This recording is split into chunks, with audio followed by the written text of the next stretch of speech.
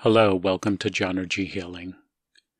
When people hear inner child healing, they often think it's about remembering childhood memories or forgiving their parents. But that's not it. The real work happens in the body, in the energy field.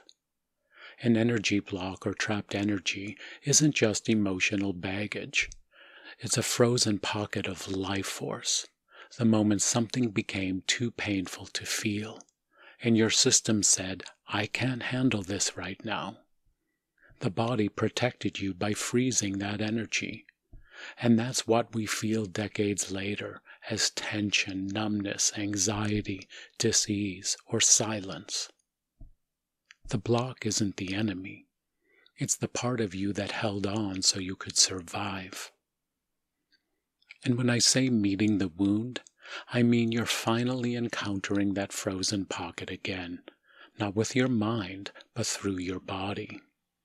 You might feel heat, shaking, tears, nausea, gagging, even laughter. It's your body breaking the contract of silence. And you're not reliving trauma.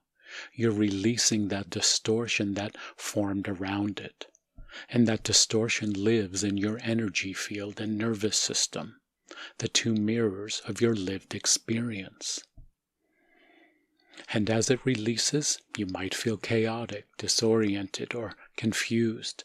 That's normal. That's thaw. And when you stay with it, through the breath and ground and allow, what was once pain becomes movement again. And movement is life. And trauma isn't what happened to you. It's what happened inside you when your system became overwhelmed. It's the body saying too much, too fast, too soon. And when that happens, the nervous system compartmentalizes, freezing sensations, emotions, and memories to keep you safe. And from an energetic perspective, trauma is a misalignment between the physical body and the field. Healing is the realignment, bringing those frozen parts home. And we don't do it all at once. Healing happens through titration, touching the pain, little by little, and then returning to a resource. It's like back and forth until the body learns that it can stay. And that's how capacity grows, not through force, but through safety. And for me, I came to energy healing at my lowest point. After leaving a 33-year career facing discrimination, retaliation, and the collapse of everything familiar, I spent decades in therapy, group therapy, Al-Anon, and spirituality, believing I was healing, but I was spiritually bypassing. I could talk about pain, I could teach about pain, but I couldn't feel it.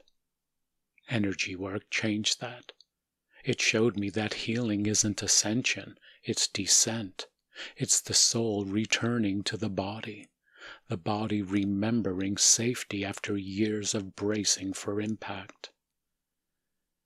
And every time I began to meet a wound, it began with a trigger.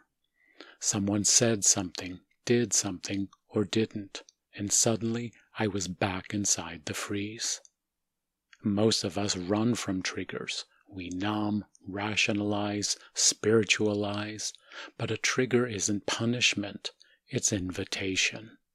It's the body saying, the past is ready to leave now. And when we meet that moment consciously, not by analyzing, but by feeling, the trapped energy begins to move. That's what energy healing allows.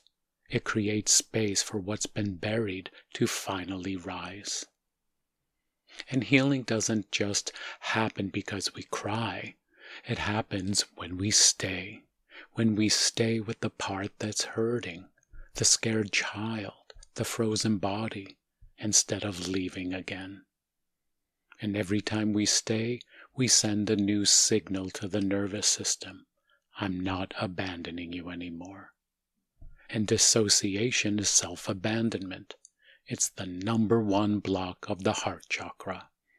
And as children, we learn to disconnect from the body to survive what felt unbearable. Our system decided it's safer to leave myself than to feel this.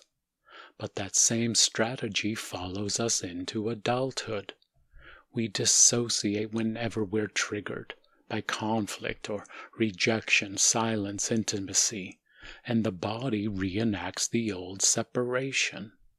And healing begins when we notice that impulse to flee and instead choose to stay, to breathe, to feel, and to be with once what felt impossible.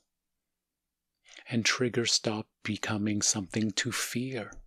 They become something to follow, sacred invitations to return to the heart.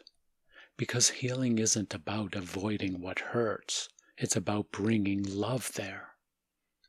And when an energy block releases, it's not just emotional, it's biological and energetic regeneration.